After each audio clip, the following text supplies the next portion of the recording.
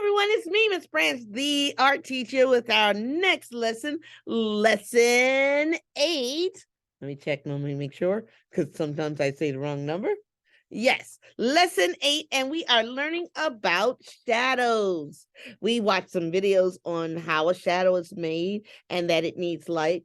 And then we learned about Wayne Thiebaud, who was an American artist who liked to paint contemporary things, mainly desserts, and we all like desserts. So I decided we will do a cupcake with the shadow, because all of his paintings, they usually showed the shadow, which we learned watching the video about him. And we get to use our oil pastels again. All right, so let me switch my camera so we can get started.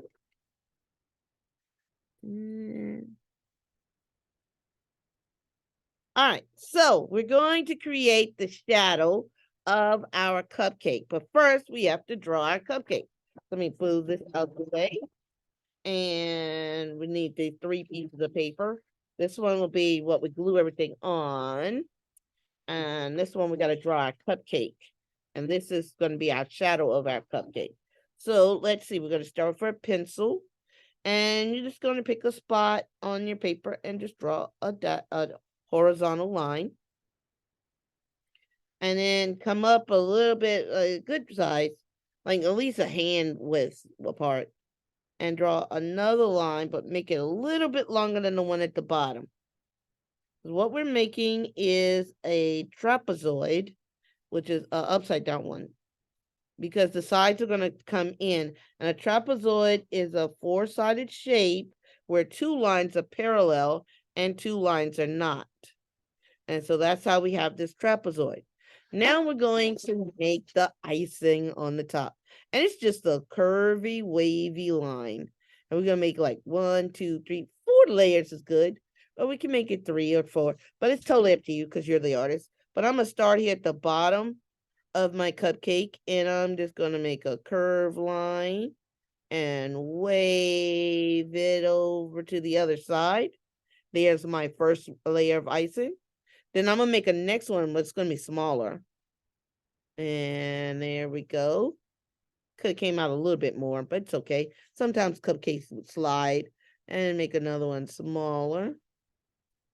And then this one, I'm going to make like a letter C for the top. And then come down like another C. Or like almost like I'm making a crescent part of a moon. So there I have my icing on top. And now I get to make the colors. Now this one, I decided to go with the greens, because green is my favorite. And then I made it go to blue. But I think I'm going to do pinks and purples on this one. Ooh, yes, some pink and some purple. Oh, and this peach. Oh, you know what? I can make this pink even lighter with some white. Oh, it's totally up to you how you're going to mix your colors. Because oil pastels are pretty much paint in a stick. I'm going to start with this peach. And I'm just going to color it nice and hard. And if you want to add the line and trace the lines with the black when you're done, we can do that too. And now I'm going to add in some pink. Color this layer pink.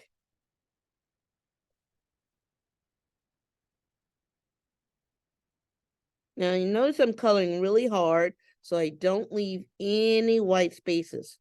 But on the other one, we are going to color lightly so we get a different kind of texture on the cupcake paper and on the taste part.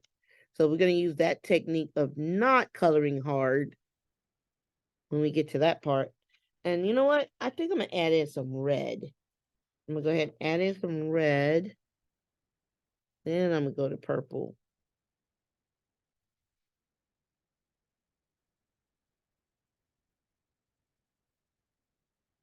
And another cool thing about oil pastels, they blend together like paint does when you're mixing it. And so like this red, if I wanted a little lighter, but not exactly pink, and come in with my white on it and just make it a little lighter, but it's not going to turn it pink.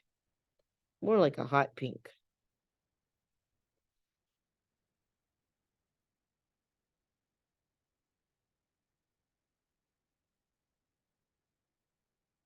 there. Because I like that the oil pastels, the colors will blend together. Some of the other color from the last ones go. Now, when that happens with your oil pastels, you can always use a cleaning cloth. I'm gonna use the dry part of the cleaning cloth and just kind of clean it off. Just kind of like color it on something else to get all that extra color off. If it's still got like it still had some of the blue from another project I did. And let's see. Oh, then I said I wanted purple.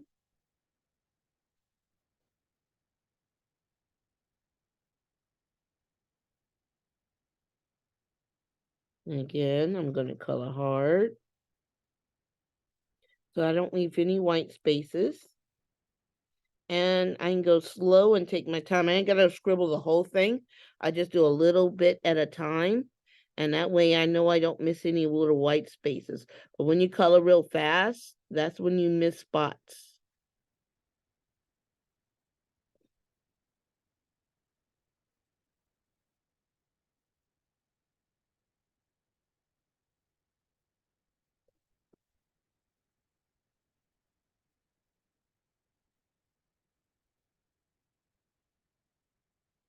And so now, hmm, I think my cupcake cup will be yellow. Now you can put a design on the cupcake cup like I did this one. I did lines, or you can make other designs on yours. You can do like stars or circles or make it all kinds of color. I think I'll just make it a solid color yellow.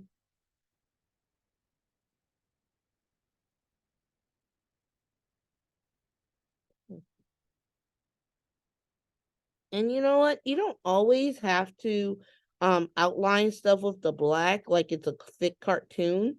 You can just let it be pure color. I'm taking my time. Make sure I'm getting all those little white spots. And there we go. And so now, sometimes when you color with oil pastels, you end up what I call crumbs. And so I'm just going to tap it a little bit. And I'm going to just go ahead and take these crumbs to my trash can, right over here by my desk. And I'm going to come back. So now I get to cut my cupcake out, but I need to cut it with the black paper because I'm going to make my shadow. So I'm going to run the black paper up with this one and I'm going to start cutting it out. Now, what I need to do next is that I am going to just cut off the big areas, make it easier.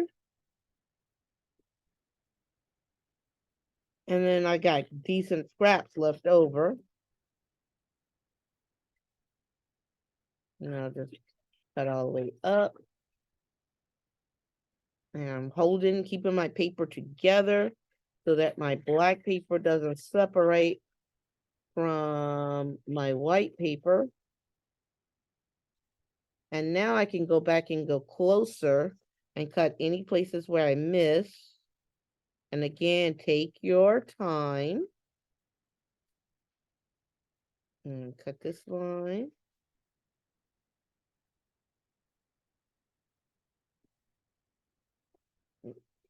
Hold it. Make sure it doesn't move. And cut. And keep my hands close together. And again, turn the paper while you're cutting, not your scissors. And I'm keeping it together. And I'm going to cut.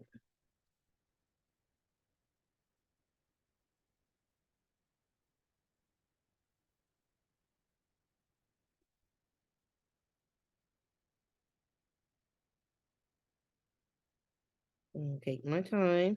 It looks like the paper's moving. Slow down.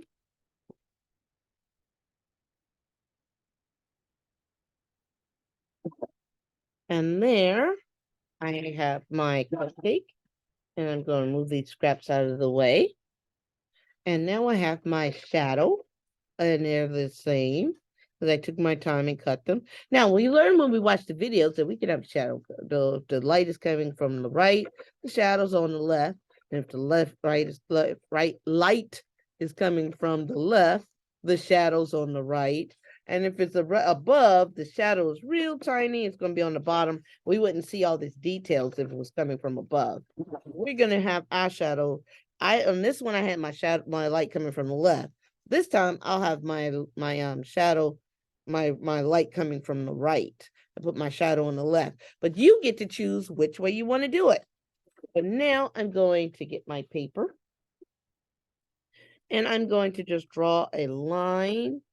Because of the way I did the shadow, my cupcake is close to the wall because my shadow is on the wall. So what I'm going to do is glue my shadow down first. Make sure that let's make this out of the way. And there we go. So it'll be like at my line for the wall. And of course, come down just a little bit because it's coming off the paper a little bit. So again, not a lot, just a dot, a dab of glue will do. And put dots. Now notice I never put my dots at the very edge because if I put my dots at the very edge, when I flip it over to glue down, all that glue, even though these dots are tiny, would squirt out. And I don't want that to happen. A little scrap piece of paper.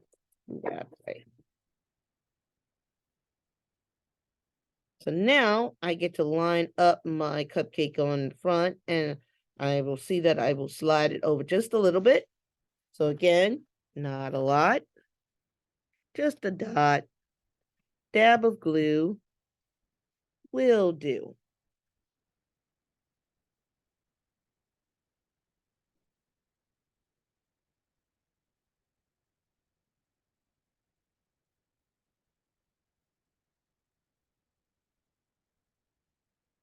And so now I get to do my tablecloth. Now let's see, I got some pinks, reds. You know what? I think I will do some blue. Now, what I'm going to do different is that I am going to let the texture, because even though the paper feels smooth, it's still a little rough texture in the paper. So if I color lightly, that rough texture of the paper will pop up. So I'm just going to color around everything very lightly on my tablecloth, and it will pick up the little rough edges in the paper. And I would have to color really hard for it to get into those little grooves that are actually in the paper. So the paper, even though it's smooth and it feels flat, it's not exactly flat. I'm just going to gently color around. And that's why when you color lightly with a crayon, you have all those white spaces, because even though the paper feels smooth and flat, there's still little bumps and dents in it. And I color around here under my cupcake and around my cupcake. Oop, I got some on the cupcake. It's okay. It happens. Get a little closer. There we go. And since I was doing diagonal on that side, I'm going to keep diagonal. And again, turn your paper to make it easy for you. See how I turned it upside down and it became easier for me to color. And actually, it's easier if I just do one line at a time, all the way down. Again, not pressing too hard so I can get the little lines that are in the paper to pop up.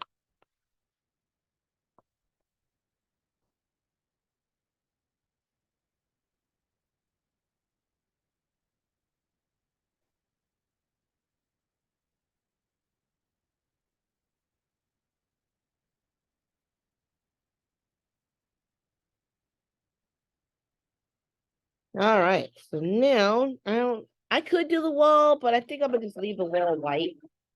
And I have, but if you want to do the wall, you definitely can paint your wall a different color. But now we have project number 8, and we did a shadow, and we got to do some dessert, and that is so cool. And let me go ahead and switch my camera back. There we go. So here I have one with the shadow on the left and one with the Well, shadow on the left, shadow on the right, whichever way it looks. But either way, just depends on which way your light is coming will determine where your shadow is. So everyone, I will see you in the next video. Bye.